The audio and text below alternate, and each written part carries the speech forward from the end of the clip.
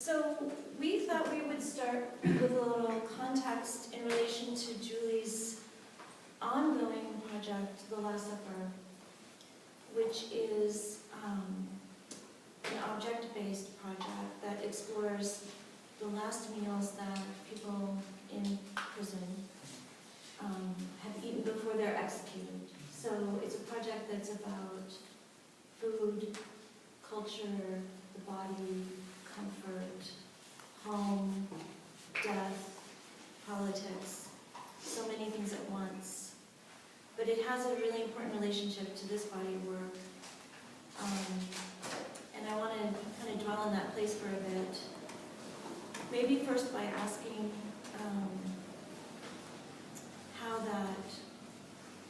what's sort of at the core of the relationship between this new body of work and the Last Supper. And then we can kind of, and I might interject if that's okay, as we unwind. Okay. So the relationship, I think that this... Does everyone know about the Last Supper project? Yeah, okay. So the Last Supper project, which I started almost 20 years ago, is blue and white, like our outfits today. Coincidence. And it's primarily male. Meaning the inmates are male? Yeah, so it represents final meals, and so of the 800 plates, I think that there are 3 women. So I realized that I was spending a lot of time telling stories about men and blue and white. And I worked on that project half of a year. So this, during sabbatical in 2017, I had my first full year sabbatical from Oregon State University, which was a real great work time. And this project is then a reaction to that. It's much more domestic, much more, well, both are domestic, but it's much more feminine and colorful. And I was looking, some story, it is research-based too. Some of them are research-based, like the Gossip Bridals and political, but some of them are personal stories too about shoes. And so it is sort of a much lighter, it's physically lighter and every way lighter. And you said to me in one of our conversations that this project, this current work has been a way to kind of ease some of that pretty dark space that you dwell in when you're researching and painting The Last Supper. Absolutely. I mean, it feels such a delight to do this work. The blue and whiteness of The Last Supper, is that a direct reference to Flow Blue? It's a direct, partially. So Flow Blue China, we each reach for it. I thought I might actually pass this around. Oh, please. Touch is a great teacher. So this is Flow Blue China from the 1890s from my family's collection. And I gave this to Julie today. And she also brought me a piece of Flow Blue today. So really kind of amazing. But I'm just going to pass this around so you can see it while Julie's listening. So I grew up with beautiful china in the home, and it was blue and white. But I didn't know of Flow Blue until I lived in Japan. And it's my favorite kind of china. So yeah, I guess that the blue and white, when I decided to make The Last Supper one color, that was definitely, and just lately and more recent, some of these plates, of course, then are inspired by my collection of Flow Blue, which is from Deborah Gangler and Jim. Where are you, Deborah? Can you raise your hand? Who curated the first U.S. show of The Last Supper at Copia in California. Wonderful. And then recently I told you about Deborah. She shared let me go through her father's collection of Flow Blue and select some. So some of these pieces are from those images. So just kind of going back to that, some of the origin points and the places where these two bodies are going to connect. Julie and I had this long talk the other day about how dishes are very unique things, especially plates. Right? They are like faces in a way. They look back at us as we look at them, as we sustain our bodies on them. They're usually some of the first things that people try to preserve as a family immigrant proliferates or migrates from one place to another. They seem to exemplify a sense of home and a sense of the maternal relationship to the body. And they become, I like to think of them as time travel portals because they don't change, right? They're made in a particular time and place, and often they're exported to another culture. But the world changes around them. The kind of food that's put on them and that's eaten changes. And so for you to take that history, those aesthetic properties, and paint these very meticulous representations of KFC chicken, or pizza, or birthday cakes, or just a bag of Jolly Ranchers, on them, things that would never normally be represented by a design house on a piece of china, really speaks to, in a way, the rupture of that relationship inside of the mass incarceration prison system, the rupture of relationship to place and history and legacy and home and comfort. So as we're sort of moving from that to this work, I think it's really good to keep all of those things in mind. So we've gone from the Last Supper being China to Chinette. I was waiting to use that one. That's the only one, so let's savor it. Not my forte. But Julie and I both did some research into the history of the paper plate, and we discovered that it was invented by a man in San Francisco around 1900. You have his name, right? Yep. Martin Keyes. I had New York. Oh, okay. 1904, but somebody else right around the same time got it in production faster and made a lot of money. So while Martin Keyes invented it, and yeah, he didn't make a lot of money from it. Right, and so I read that one of the things that happened right away, which is interesting to think about contemporary forms of disaster relief and refugees and refugee crises that we're dealing with in the world right now, is that shortly after it was invented, it was used to help people right after the San Francisco earthquake. Because people, dishes break and people had lost their dishes. And so they must have shipped tons of paper plates to San Francisco. But the person who invented it got the idea because he saw factory workers eating their lunches off of scrap pieces of maple veneer that were lying around. It must have been like a furniture shop or something. Yeah. And it's funny to think about that in relationship to now the fashion for bamboo plates, Yeah. right, and more sustainable forms of plates. Yeah, that's true. But you told me this really great story about your grandmother's relationship to paper plates. Right. My grandmother is involved in this, is present in this exhibition in a number of ways, but she had beautiful china and was a great cook. But once when she was in her 90s, she was at the sink and she had toast on a piece of, on a paper plate, and she just did a quick rinse. And I said, Grandma, what are you doing? And she said that it's just so easy. Paper plates are just so easy. I thought, okay. And so, it's easy, but I'm going to wash it, and yeah. I'm going to keep it. Yeah, and so then she put it in the dish rack and was going to use it later. And so it just stuck in my mind, I know, as a concern, really. Did your mother use paper plates while you were growing up? No, we didn't, no. Not for picnics, not for No. My mother would serve pizza and things like that on those really floppy, ribbed paper plates, inserted into little baskets, Yes. flat baskets. Yeah, that is a huge memory. She still has them. Oh yeah, they're multicolored. Yeah, and I really just liked them because remember how the paper plate would get caught in the edges of the wicker basket, and you could never get it to come out properly, and then it would flip out and all the crumbs would fall on the So tell us a little bit more, like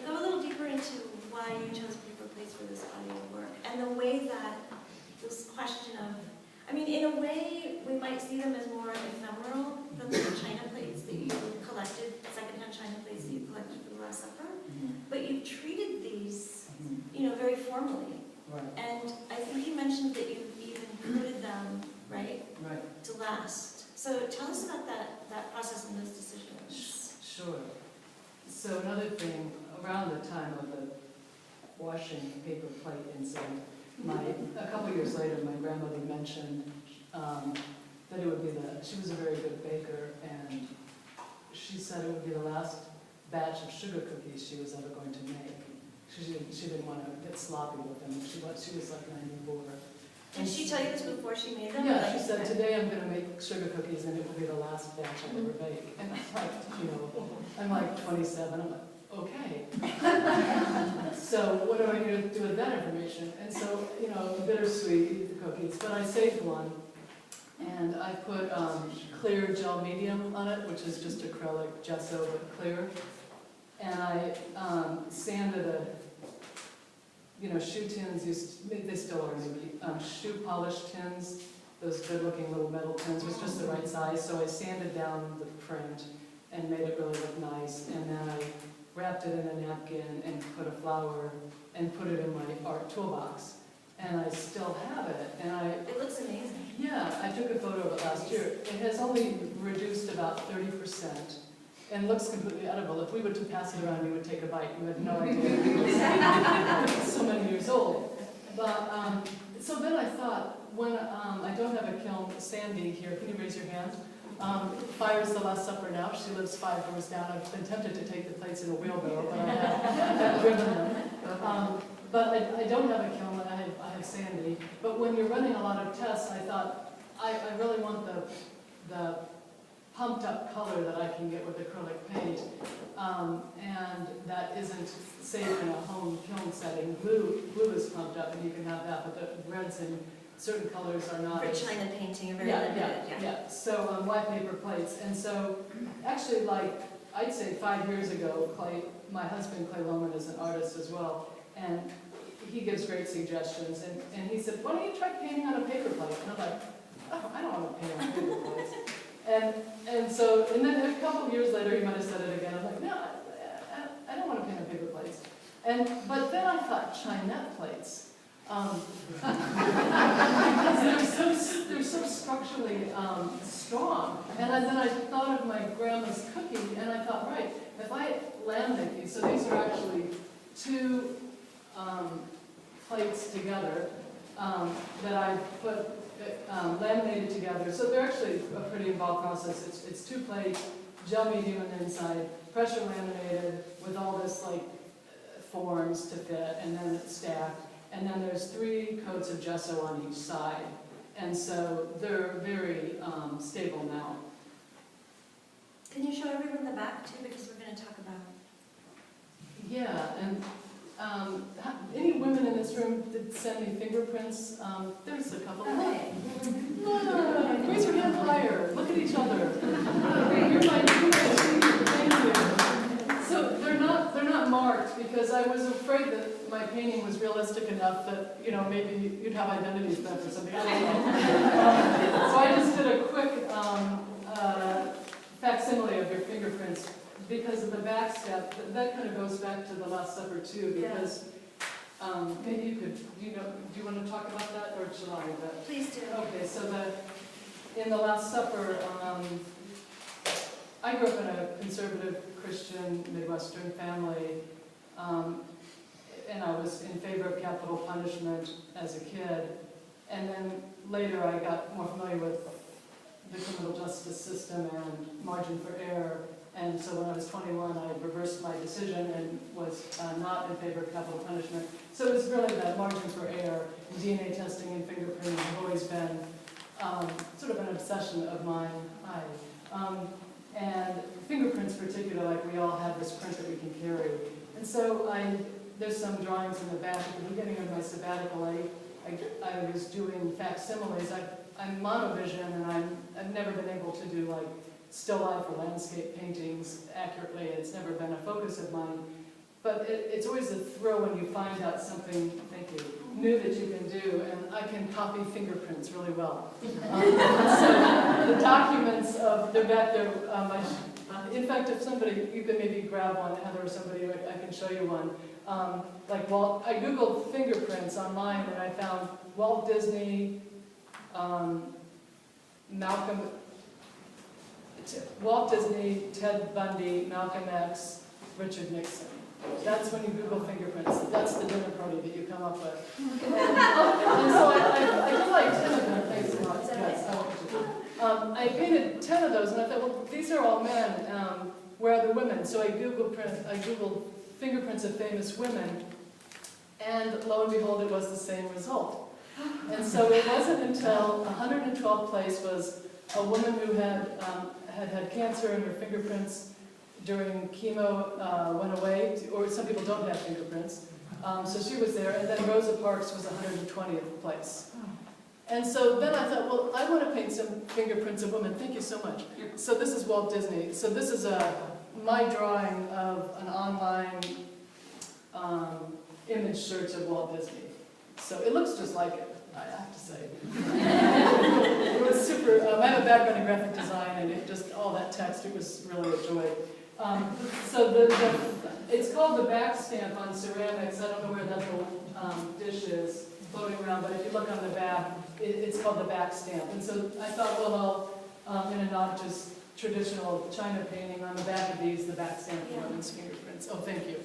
It's the thing that that's there. My mom will often, if we're in a restaurant, especially a nice one, she'll often pick up the plate and look at the back, and then trying to read the back of the stamp. That's really cute. But it is that kind of identity. Already. Yeah, I know. I do that too. I wanted her to come today, but she is a little under the weather. But I think it's really important to think about the fingerprint as a transfer process, right? In the same way that you've researched extensively the transfer processes that are at the heart of the China and the porcelain industry.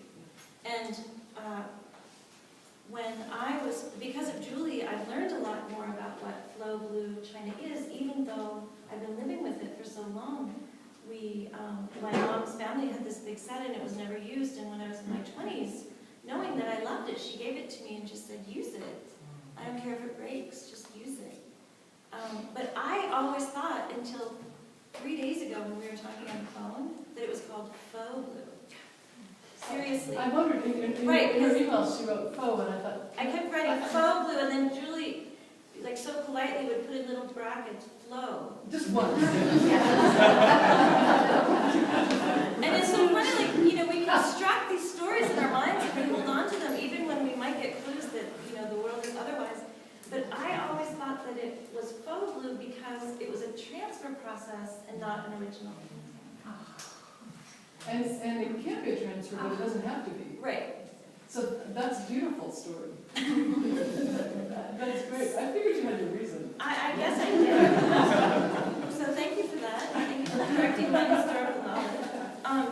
But it's really, it took 100 years for the Western world to figure out how the Chinese and how the Eastern world did this transfer process. And it's basically the process of putting a design on a copper plate and then heating that copper plate with the cobalt on it, and then taking a piece of tissue and picking up the pattern, putting it onto the piece of porcelain, and then dipping that porcelain in a bath of hot salt water. Really complicated. But I just want to keep the presence of processes of transfer as a form of migration, and as a form of things that we see but have these very invisible bodily residues embedded within it. We leave our fingerprints everywhere, all the time. But we don't necessarily think about fingerprints until we have a reason to visualize them or think about them as transfer processes. Yeah, or use our phone. Or use our phone. Yeah, I know, isn't that strange? Or get arrested. Or get arrested. Right. Yeah. I heard on the NPR recently that there's also a margin of error in fingerprints. heard that, Yeah. I haven't looked into it deeply, but I have heard that. And it's interesting to think about too, the fact that the fingerprinting technology was developed in 19th century London around the same time that everything, including the food industry, was being industrialized. So the same time that these transfer processes on China were being developed, the forensic psychology, criminology was also. I painted the fingerprints of the person who invented fingerprinting. Oh, really? It's a tile. Yeah, and with fingerprinting too, after age 80, they don't take fingerprints because they're considered too weathered. It's Really? harder to decipher, not clear. That's so interesting.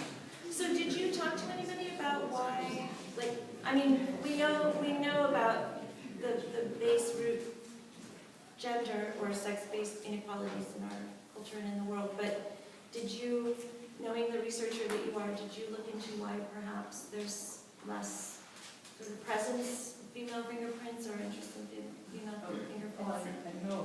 Tell me. Well, It's the usual answer? well, yeah, it's just our world. Yeah. Yeah, I didn't look into it. You embed your own, you embed some strange things in your work. Thank you. Yeah. And you showed me a couple of those things today in this body of work. Would you mind sort of choosing a work that maybe has some of these clues or traces within it and talking everyone through it so they can sort of get into those layers with you? Sure. Maybe it doesn't have to be a personal one, it could be a research one, right? Whatever you want. So I'm thinking that, what's your name? Diane. Diane said, the oval cow is called lipstick, not lipstick. And so that lipstick reproduced I was in Mexico with my Canadian friend Katya, who's very knowledgeable about lipstick. And she mentioned that my MAC lipstick has lead in it, as do most U.S. and... You are Russian red, right? Yeah. Like Marina Abramovich? There's one of those. I got to drive Marina Abramovich around. The piece next to it is called Russian Red, and there's you wouldn't be able to find it unless you looked later, but there's a portrait of Marina Abramovich and I in there. But back to the oval one. So I think that artists actually have an opportunity to share information, and Burt's Bees is the worst offender, so most of my very earthy friends use Burt's Bees, and it's owned by Clorox now, and it has a lot of lead in its lipsticks and lip glosses, so look at your ingredients. And the Wet n Wild, which is not my favorite brand, and one other, I forgot, Big Apple Red maybe. They don't have lead in it. Okay, but then here's the story. So little Walgreens. Yes, but I still wear MAC lipstick. I still wear I made that decision, but I think we should know. So they do have stories in both personal and political, or the fashion bridals are, I think. Yeah, let's talk about the gossip bridals and fashion. Sorry, that's the wrong word. That's okay. Thank you for being here. The gossip bridals. Which later are you looking at? Are the orange, don't move that, or you can. The orange, not the first one, which is called Not Blue, and it's not a gossip bridal, it was the first colored plate. But then the three orange ones and the purple one, lilac, are gossip bridals. Do some of you know what a gossip bridal is? So when I lived in Kansas and was going to graduate school at the University of Kansas, we lived in a derelict Victorian house, and in the attic, there was a box of newspapers, and one of them was 100 years old, and it talked about a woman who was shamed, and she had gossiped, and this was in Kansas. It must have been around the turn of about 1900.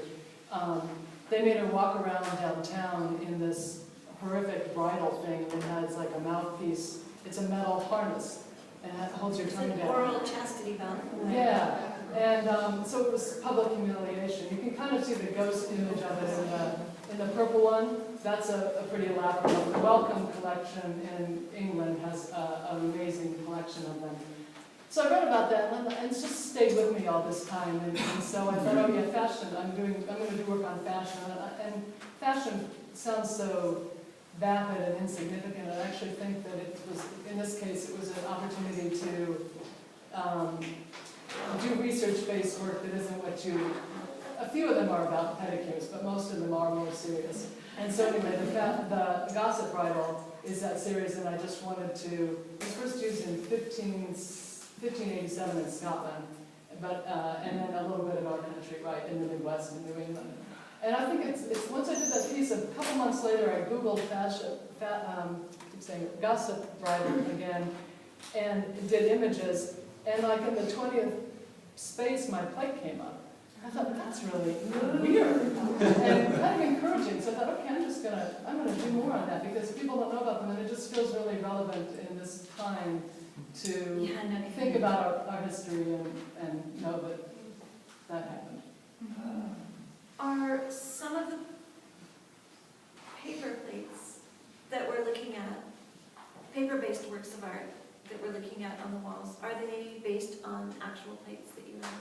Right, so the first third of them are from my Flow Blue collection, and they're loosely in chronological order. So most of these, all the way to the dirigibles that are not Flow Blue. Oh, and actually Haystack Rock. You don't have flow plates of No, I started. zeppelins? Yeah, I started doing what I wanted in Flow Blue at some point after I had kind of explored what I had. And there's something about just so masculine, and trucks and blimps just seem right on a plate to me. And The Last Supper is an ongoing and cohesive body of work in and of itself. Do you think of everything that's in the gallery now as part of the same body of work? This as part of its own body of work? Yeah, definitely. The ones in the window are a little bit different because they're based on my grandmother's paper napkin collection. Will you tell us about that incredible paper napkin collection? Only all of you who have mothers who have things, like I would go to Iowa every couple times a year, and my mom would say, do you want this? And no, that's okay. I've got enough stuff. And then, but this last time I was there, she said, do you want the paper napkin collection? And I said, what paper napkin? And so it turned out that my grandmother, and I brought a couple, I'll pass them around, just handle them, don't wriggle them. So my grandmother, on her 16th birthday, this is the oldest dated napkin, so it was 1921, she started a paper napkin collection. So when I go, there's 750 of them. They go through from 1921 to the 70s. And my mom picked up where my grandma left off, and I had a couple too, so now it's ongoing. But yeah, when I went through the collection, I was pretty excited to see this date and realize she saw this. Like a paper napkin in 1921 was something special. You know, it was because you would usually have that cloth. Yeah, and this is actually printed with some handwork on it. It's partly hand painted, it looks like to me. So, and then this is just another one that I was fond of. It says New England 1939. And so in the window I did a series of square ones based on those. So these are actual napkins? Yes, so those are. Don't bend that. Yeah. It's a whole collection in those envelopes? No, I just brought those today. I almost brought the whole collection, but it's not that heavy, but it's kind of fragile. It's super fragile, actually. Some of them are pretty fragile. So I just brought those today. No, they were just in a cardboard box. I put them in a suitcase. Yeah. If you come visit, you can see the collection. They're really nice. And I thought it's in the gene pool. You know, like paper, here I've been working on paper kites for a year, and then I find out the other women have paper napkins. Yeah.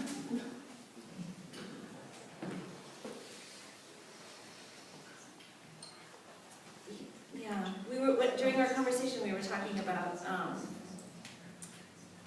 plates and other kinds of objects that negotiate both culture and geography. And it's interesting, you actually have a number of collections in your life that function in this way. Like, I hadn't quite realized until this round of our conversations, because the last time we really had the chance to talk this much was a few years ago. But you have collections in your life that have inspired the way that your practice unfolds, which is really interesting to think about in the life of an artist. Yeah, that's true. Yeah. Measuring tape collection too. You have a measuring tape collection? Yeah. I love measuring tapes. Right, functional, yes. That's awesome. Yeah. You know, color, I just noticed, is something that is, besides the fact that I crossed the color wheel and enough blue, Was that traumatic? no, the opposite. Liberating? Yeah, it really was. And I think that, I mean, literally, like, the orange ones were the first, it was just like, and it's not the OSU thing or anything. It's just like, There were green plates over there. gorgeous. No, it was so, yeah, it was liberating. But they have I thought a lot about color and that it may be, like, I don't know if other painters think this way, but it's like, you know, that if you were on a desert island kind of thing, like, if you were a painter and had to give up content or color, what would you give up? And well, it would be, I wouldn't give it up. But You're not going to a desert island. yeah, I guess so. But colors are just really important in these. I guess in it, like as you mentioned, I embedded imagery, but I rather made myself. I'd go get a plate and go, okay, now you have to do that adult T-shirt. There's an adult T-shirt available online that says "I pooped today," and that just surprised me. And so I painted that, and it was just random to be on that plate. It's the bright green one before it's the fourth emerald green before the three. So that's on that plate, but it could have been on the cow plate. Sometimes the rules are that you have to use the plate you have with that idea. So that is often the case. So the imagery is. Wait, can you say that again and explain a little bit more? You have to use the plate you have. Like, yeah. The rule. What are your rules, Thank you. Julie? Yeah, the rule was, okay, you're working on. I call that like the landscape. So the three bright greens. I'm sorry, four. That's four. Four Kelly green. Then I'm working on that. I'm like, okay, next image, like I have a list of my fashion ideas. So it's like fishnet pantyhose that look like the building at OSU. So that one. Okay, the next one. Wait a minute. So the fashion ideas come before, or like, do you have an archive of fashion ideas that are kind of the root origin of these pieces? Okay. I have a list. Okay. Yeah, and they're done that way. And then it's like, okay, I'm done with that image. Move on. It just someday it feels like you're done with that image, you know, that plate. And so then I move to the next and the next on the list. So the list of ideas, the fishnet pantyhose on the list of ideas, how does that find the image that it's then translated into and through in the form of a plate? Well, I don't have a decision. I have the plate already. Okay, so the object exists, Right. and the list exists, Right. and somehow these two things come together. In chronological order. In chronological order. I mean, like going down the list. Okay, Numerical order, sorry. okay. Yeah, that's how it works. And then, but then when do you, at what point do you choose the plate? Right, and then you go like, okay, I'm done with that plate. And so then I move on, but I'm Okay. still following the list in order. Okay. You know. So one original pattern on a plate might find itself articulating several items on a list. Absolutely. Yeah, okay. That's And that's how they're mutated through. That's right. Okay. That's Does right. that all make sense? Okay. That's amazing that it does.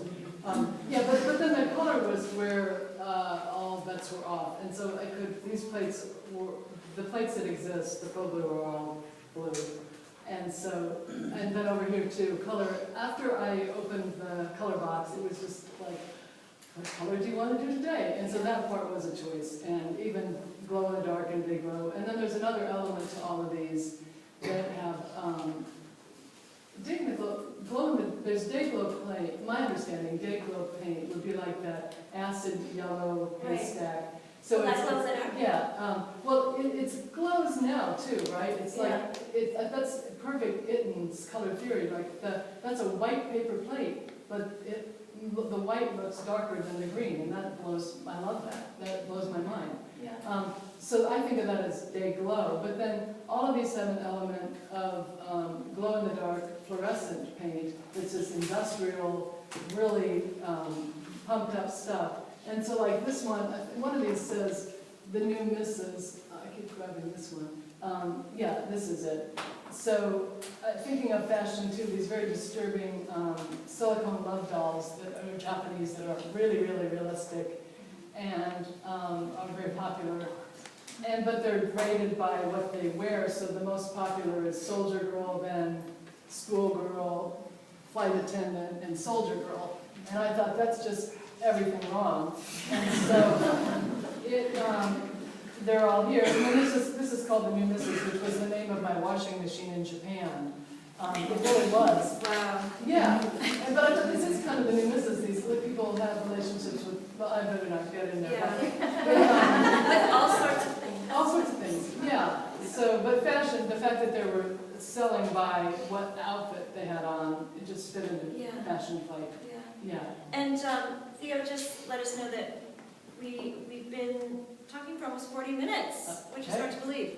But so we want to reserve a little bit of time for questions. But before we do that, I think it would be awesome if you could talk a little bit about the fashion plate, the historical fashion plate, and your research into that. Sure. And by the way, Stephanie did a really great job of directing this conversation because I have a little list and we did it. We covered it? So fashion plate, and I don't have this in my notes because I thought I would remember, but I'm thinking like European, 18th century, it was really the first collage. So it's a lithograph, and you can picture like kind of a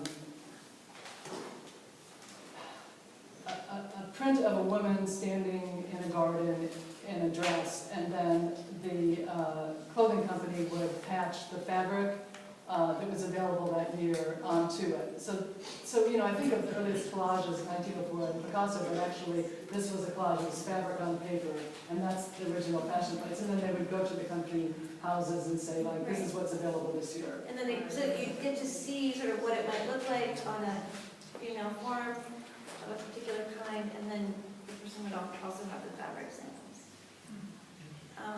Yeah, the only other thing, I mean, the project too, when thinking about, the only thing on my list I haven't said, if I might, is that in some ways, I carried this show on the train. It fits in a Tupperware container. So as a person who then have 800 plates and they don't fit into a couple, you know, in the Last Supper project. So as I think in some ways it's my answer to the most famous art in the world, which is art in storage. Like the lightweight, modular quality of this is, as a person who's moved a lot and has a small house, and most of us do, it's something, it's inspired me that way too. Mm-hmm. There's a practical bit of it. Yeah. Absolutely. I keep fantasizing about, well, I have the same fantasy with the Last Supper, but it would be so wonderful to see these works inserted into the context of a historical museum. Mm. That's a great idea. Yeah. Theo, make that happen. I want to thank you, Julie, so much. Before we move on to questions, can we give Julie a round of applause and thank you?